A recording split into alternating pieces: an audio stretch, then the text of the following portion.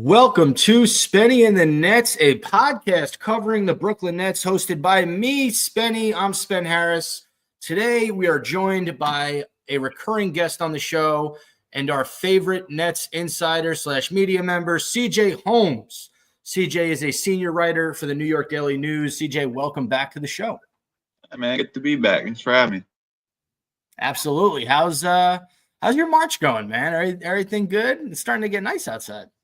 Yeah, man, it's all right. I can't complain much. Turned 31 on Sunday, so getting older. So that's always something. But it's been good. It's been good to have some warm weather this month. It's been a nice little surprise. It's funny because I went outside yesterday and I had like early in the afternoon, I had like my big winter coat on, and it was so hot I started sweating. So prior to the game, I had to run back upstairs and change into a lighter coat. So that was nice. I just hope the weather's here to stay, and hope I can keep getting my ankle healthier so I can get back out there on basketball court. The basketball group chat starting to blow up again now. It's getting warm. I think they're playing today. I might go check them out, say hey to the guys. But everything's going good, man. First of all, happy belated birthday. I turned 32 on Friday. March birthdays are the best. Hey, Pisces? I think so, yeah. Yeah, not everyone understands. Not everyone gets it. And the other thing I was going to ask, so ankle's getting better. For those who don't know, CJ, you tore your Achilles about a year ago, right? Well, it'll be a year in July, like in July. In July, okay. So where are you with your rehab? Like how many more months, and then you're back on the court? Well, shoot, insurance actually kicked me out of rehab in like mid-December. So I've been kind of going the rest of the way on my own, but I learned enough during my time in rehab that I know like the kind of workouts that I should be doing. I actually just started jogging recently, so that's nice. So I just slowly continue to pick up speed and build strength in there. Hopefully I can be back on court soon. Awesome. Yeah, it's I'm crazy. Like I shoot in pretty cold weather. So before this week, I was outside, I think 3 days the prior week, and then one of those last weeks of February, I shot outside in like 30-degree weather. If the court's not wet and it's not super windy, I can shoot in a sweatshirt and sweatpants. But yeah, much better when the sun's out and we're seeing low 60s. All right, let's get into some Brooklyn Nets chatter. It's an interesting time of the year for the Nets. I call this episode March Sadness, the Brooklyn Nets edition, because there's not a ton to be happy about right now if you're a Nets fan. We are currently 22-42, sixth in the lottery odds. Would have been fifth if we lost last night, but we got the W against the Lakers. We'll get into that in a bit. What are your thoughts on this team right now with, I want to say, a little under 20 games left to play? Yeah, man, it's hard to tell what to make of this Nets team. One thing that George Fernandez always says is that there's communication like top to bottom organizationally, and that everyone's on the same page. But it's still so hard to tell what team's like ultimate end goal is. If the goal was to tank, then there should have been more effort put into that. And I'm anti-tank. Someone who used to play the game, I can't stand losing. Very anti-tank, but I understand where Nets fans are coming from, and I understand where organization may be coming from a roster building standpoint. But if the goal is to win games, lean into that. The goal is to tank, lean into that. But sometimes it just seems like the Nets don't know what they're doing. But I will say it is nice to see them when they're out there and they're playing hard and things are clicking. That little winning streak they had going into the All-Star break, good to see. Well, depending on who you ask, right? But then they come out of the All-Star break and it's just like all that defensive effort and focus and buy-in. Maybe not buy-in, but just like being locked in like mentally, it really hasn't been there. Not to mention like all these slow starts. So I guess the tank is back on right now, but if that's the case, why are you going to go out there and beat LA last night, right? Yeah, I think it's interesting. So I have sort of my own theory on why they haven't been playing as well, why they've been losing more games. I think it's because, you think about this team throughout the season. It started with Cam Thomas, Dennis Schroeder, and Cam Johnson were the three guys. And then Cam Thomas goes down, Dennis Schroeder gets traded, but Cam Johnson really stepped up for that period of time. D'Angelo Russell comes in, he asserts himself, he becomes a leader on this team. Obviously, you have Nick Claxton still there, who's been there for a few years. But I think for me, what kind of threw everything off after the All-Star break is Cam Thomas coming back. Because now you have this dynamic when the game starts, Cam Thomas takes touches out of Cam Johnson's hands. So Cam Johnson's not going to be as good scoring the ball. D'Angelo Russell, who I don't think he played with Cam Thomas, I don't know if they really played together when he got traded here, because I think Cam Thomas was hurt at that point. So now they got to learn to play with each other. Well, I think they had like one start together. Right. When first got traded. And then okay. So their second start together was like last week, I believe. Gotcha. So that, for me, I'm seeing this totally new look Nets team with a lot of talent, but guys are trying to figure out where they fit to win games. And you know, like obviously Cam Thomas is the most gifted scorer on this team with the ball in his hands. But Cam Johnson's been having a really good season, so he's got to get his licks. And D'Angelo Russell's going to put up a few shots a game. And I think that dynamic has kind of messed up the chemistry a little bit, because you still have guys like Trendon Watford, Keon Johnson, who want to get their looks. Zaire Williams, we'll get into him in a little bit.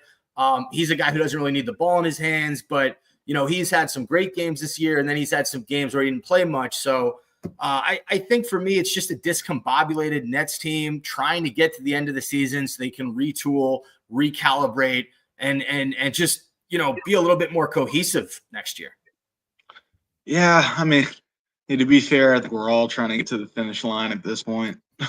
But I mean, like you said, this Nets team has always had some talent. Even after the trades, there's still talent there. And I think Jordi Fernandez has been doing a great job getting the most out of that talent. And the truth is, I mean, there's a lot of games that the Nets have won this year solely off the strength of Jordi's coaching, right?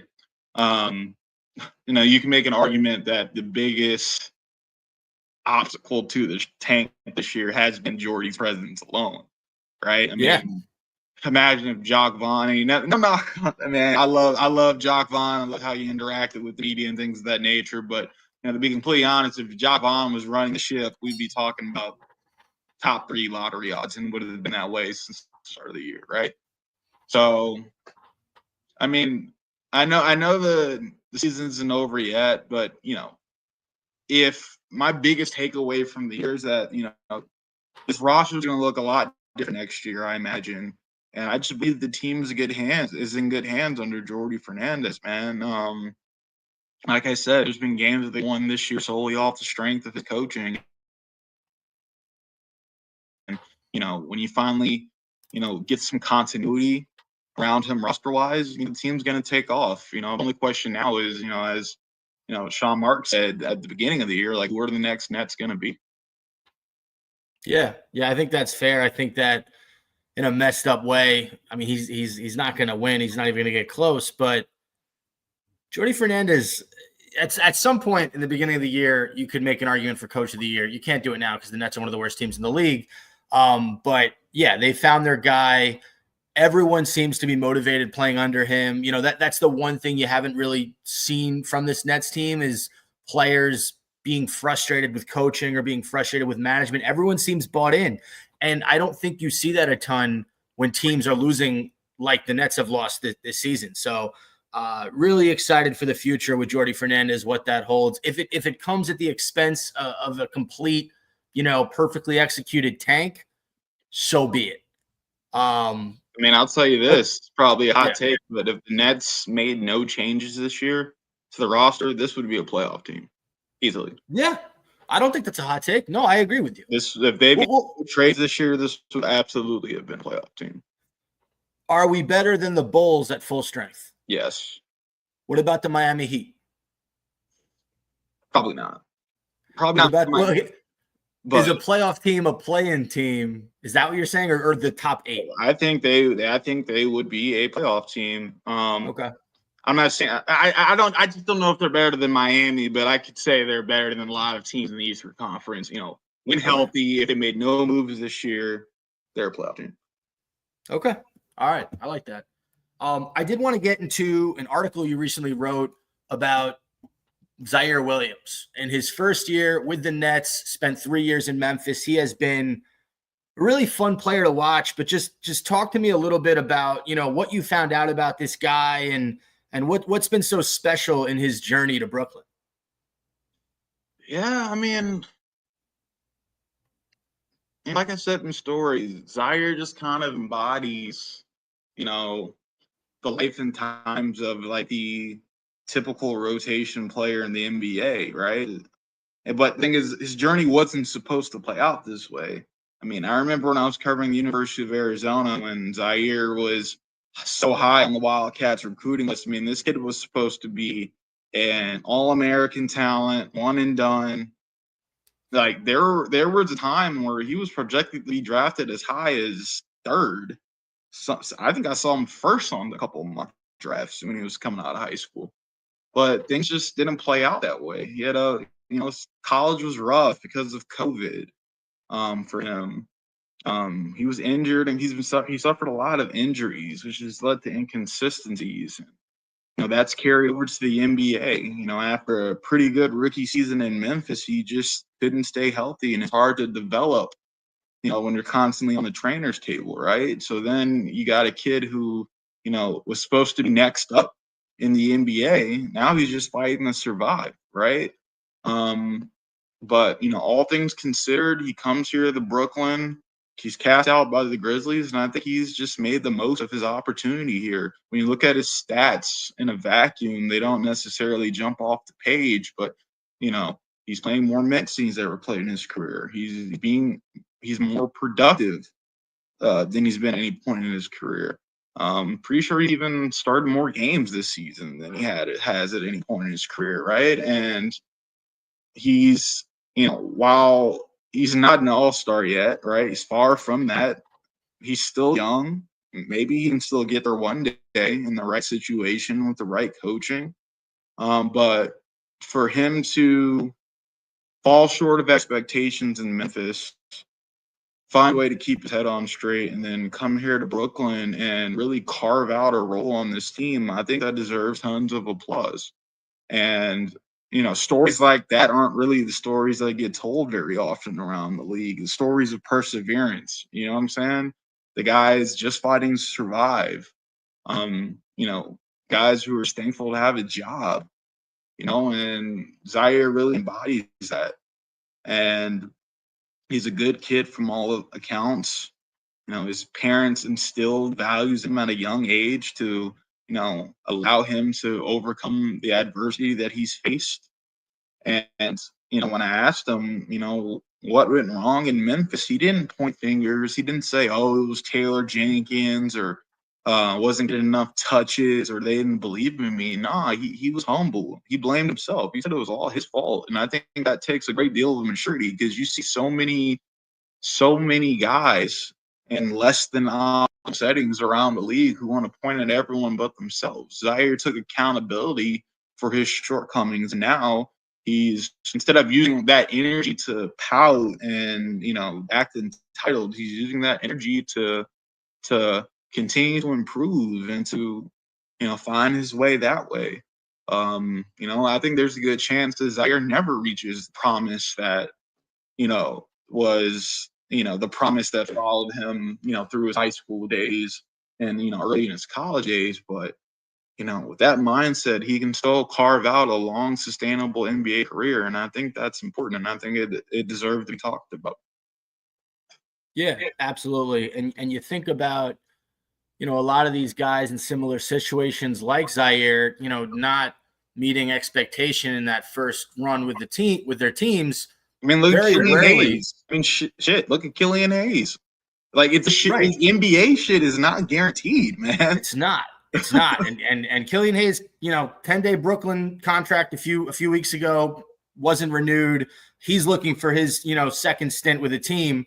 But the thing I find unique about the Zaire Williams thing is he came to this team and there were established vets already in his position, right? Like Cam Johnson, Dorian Finney-Smith, And then you had young guys like Noah Clowney and Jalen Wilson, who the Nets expect to be their future. Those are 4 guys that play a very similar position that Zaire Williams plays. So for him, to come here without a guarantee that he was going to get time, but to fight for his minutes, what he does that I love is, I said this earlier, he's one of the only players on this team that can be successful without the ball in his hands. He can shoot the 3 off the catch. Athletically, he's a monster. You have to take account for him in the pick and roll game because he can catch a lob just as well as really a lot of players in the league. On the fast break, he's a nightmare. He's got some great highlights on the fast break. And then defensively, his length. He's 6'9", but his wingspan's got to be ridiculous. He can bother guys defensively. He can pick off passes. He can deflect balls. He's picking up opposing team's best player every night. He's guarding 94 feet. I mean, he was turning Luka. He played great against Luka last night. No one's talked about that after the game, but he played great against Luka last night. He did. And those 4 guys I mentioned, without, the exception of Cam Johnson, I think Zaire Williams has played better than all of them. When Dorian Finney-Smith was still here, Noah Clowney, Jalen Wilson, I'd want Zaire Williams in my starting 5 over those 3 other guys. So kudos to him. And it's just progress, right? Like, some guys hit that wall and they can't find a way to continue to improve. He hit that wall and he broke through it. And that, he deserves tons of credit. I respect that. Please read the article. Where can people find the article, CJ? You guys can find it pinned to my Twitter accounts at Holmes Scribe, or you can find it on NewYorkDailyNews.com. There you go. My favorite part was when you highlighted the win back in Memphis in October, where he went off. I think he had 17 points, 4 steals off the bench. Even the Grizzlies players, they said it was bittersweet because they hated to lose, but if they're going to lose to anybody, it might as well be him. That's an awesome moment to go back against your former team where it didn't work out, where you didn't meet expectations, and you show up and you say, all right, I saw the quote. I'm not going to give it away. If you read the article, you'll see Zaire's message to his former team, but just a really cool moment this season for Zaire Williams. Awesome. So, all right, let's get to the last 4 games. We got Lakers, Hornets, Warriors, Spurs. We'll go in order, and we'll start with the surprising win against the Lakers on Monday at home in Brooklyn. The Lakers were a 6-point favorite headed into this one. No LeBron James, but you still had Luka Doncic. You still had Austin Reeves, and they were no match for Jordi Fernandez's pesky Nets. First off, happy birthday, Keon Johnson. Absolutely phenomenal in that game yesterday. I have the stats right in front of me. Keon Johnson had 18 points. He had the second most on the team outside of Noah Clowney, who had 19. Cameron Johnson also had 18. 11, scored 7 of the first 11 in the third quarter. So got the Nets some separation. That was probably the most important sequence of the game, considering how it ended. That was probably the most important sequence of the game.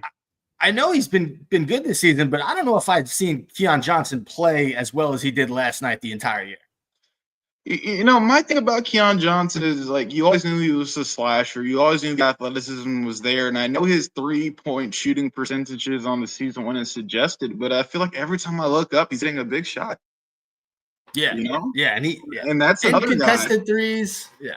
That's another guy kind of, when we're talking about Zaire, that's another guy who's kind of just like risen from the dust, risen from the ashes, looked like his career was dead in the water. And he's another guy who's came here. I ain't write about him next shit. He's another guy who's just come here to Brooklyn and proven that he can be a rotation player in the NBA and be productive.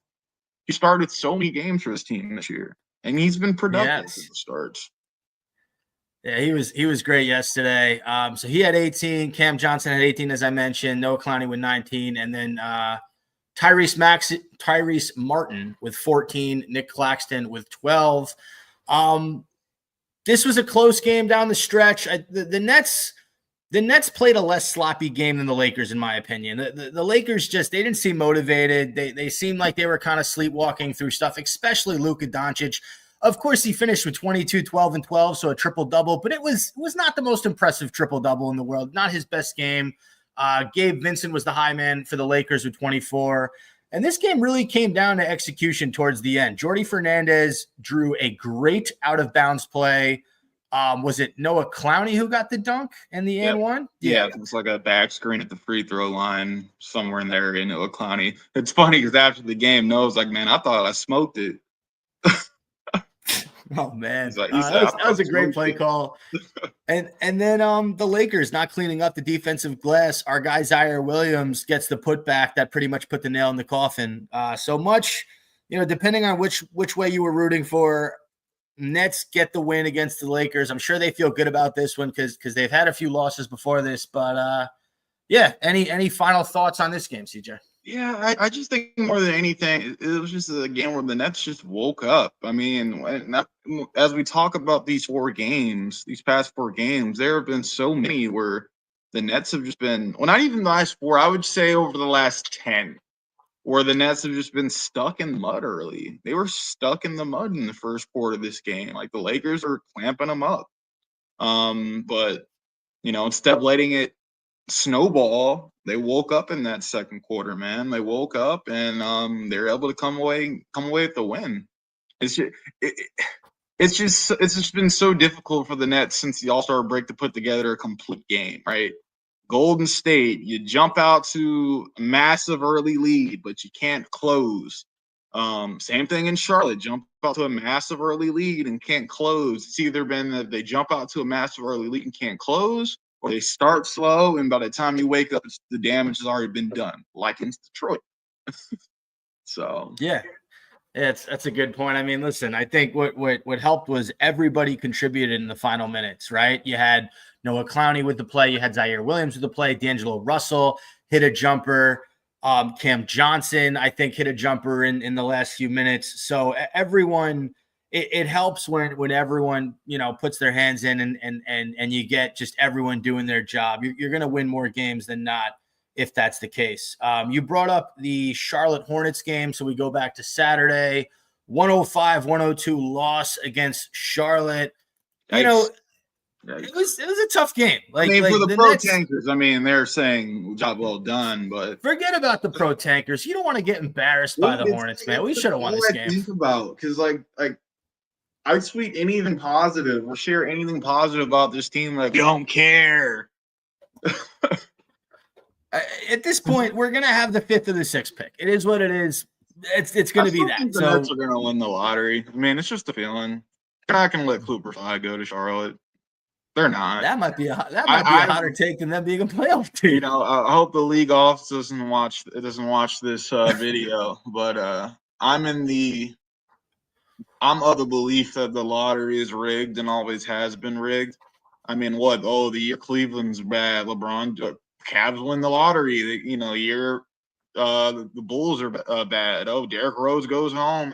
Come on, man. There's a reason why they let Zachary Rishier go to Atlanta because he was one of the least heralded number 1 prospects in forever. That you know what I'm saying? He can go to Atlanta, but a guy like Cooper Prospect, they're not going to let a generational prospect go to Charlotte or Utah.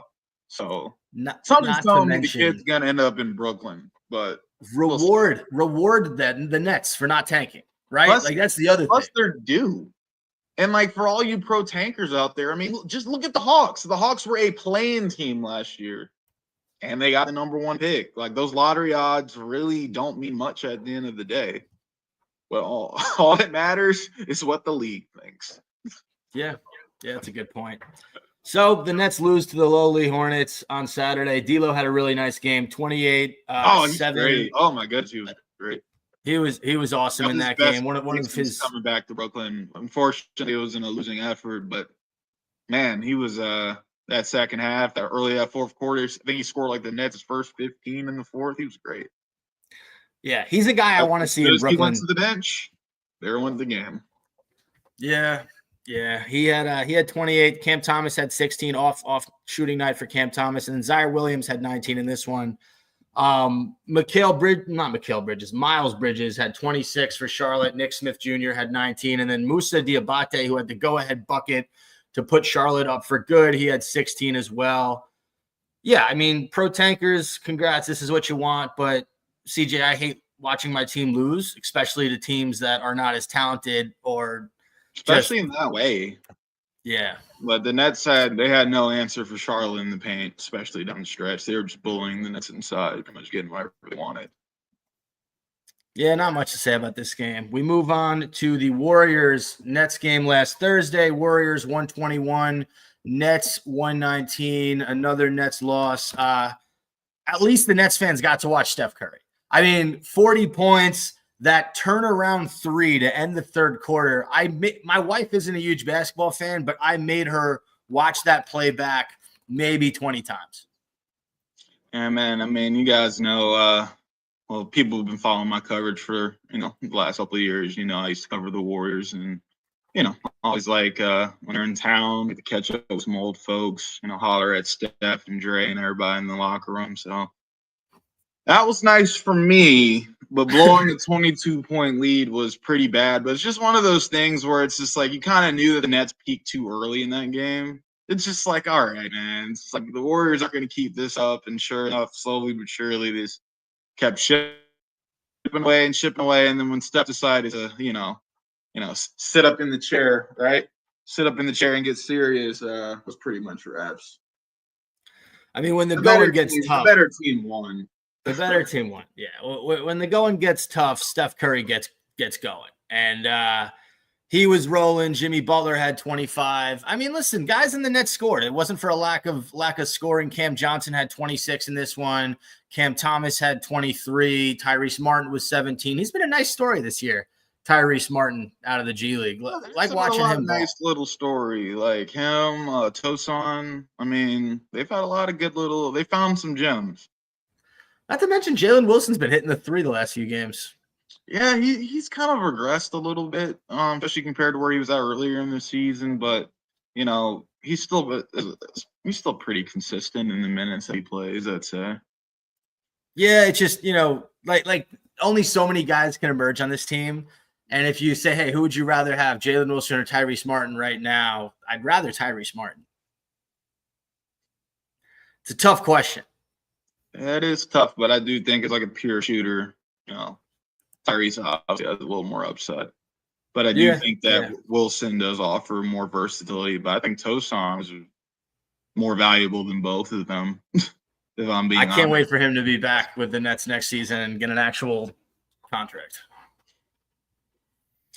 All right, and then the last game I wanted to talk about, San Antonio 127, Nets 113. We're going all the way back to Tuesday. This just felt like the Spurs night and not the Nets night. Devin Vassell could not miss, 37 and 11 for him. You had 5 other Spurs in double figures in this one. Chris Paul was hitting threes, De'Aaron Fox, Stephon Castle, all 3 of those guys, just anything they wanted, they were getting. Bismack Biyombo had a double-double with 13 and 14. Was this Cam Thomas is one of his first games back, or had he been back a few games before this? Because I see here he had 24 points and 6 assists. So a nice game for Cam, but I'm trying to think if – I think it was one of his first games back. I don't think it was the first game back. But, in terms of this game, I'm like, what can you say? It's just ask the belt. The Nets weren't locked in. They just weren't locked in, and the Spurs made him pay. They did it without Wemby. What'd you say? And they did it without Wemby. I know. Listen, the Spurs team has a lot of talent on this roster. I mean, they're not going to make the playoffs this year, but they got some decisions to make in the offseason, how they want to build around Wemby. But Castle's going to be a stud. He is superstar, written all over him. I think he's going to be incredible. And then you just got a lot of wings on this team that you got to figure out, how can you get better? I don't see Harrison Barnes being a part of this team in the future. I see them making some serious moves in the offseason to build around Wemby, Castle, and possibly Devin Vassell. Agreed. All right. So shorter episode today, but again, it's the middle of March. This team's got 17, 18 games left. I know we want them to get the highest lottery pick, but I'll say it, CJ. It was nice to watch them get a win last night against the Lakers. Yeah, absolutely. I mean, obviously I don't have any rooting interest. I got to be objective, but, it's good. Any reporter who tells you that they don't want to see the team they cover have some level of success will be lying, because the vibes are just better across the organization when, teams are doing well. Next 5 games, I'm going to read them. We're going to predict the record. You got Nets at Cleveland tonight, which is Tuesday, so 7 p.m. Nets at Bulls on Thursday. Celtics at Nets on Saturday. Hawks at Nets on Sunday. And then Nets at Celtics on Tuesday. What is your record in those 5 games for the Brooklyn Nets? Either 1-4 or I think they'll beat the Bulls. They're gonna lose to Cleveland. They're gonna lose to Boston. That Hawks game is kind of a toss-up, though. And what was the other game in there? Celtics twice. Yeah, so it's 0-1, 0-2, 0-3. So either like 2-3 or 1-4, I would say, over this next stretch. I got 1-4. I think they beat the Hawks at home. I think that's the win. But they lose to Chicago? I think they lose Chicago. I think Chicago's been playing a little bit better. Giddey's been really nice with Chicago. I think Chicago beats the Nets. I think they lose the next 3. You beat the Hawks at home on Sunday, and then you lose to the Celtics on Tuesday. So 1-4. All right, CJ, thank you so much for coming on. Where can everyone find you on social media if they want to follow you? You can find me on X at Holmes Scribe. Perfect. And if you don't want to follow him, then you're an idiot and you shouldn't have social media. Thanks to everyone for listening to episode 217 of Spenny and the Nets. We will see you next week.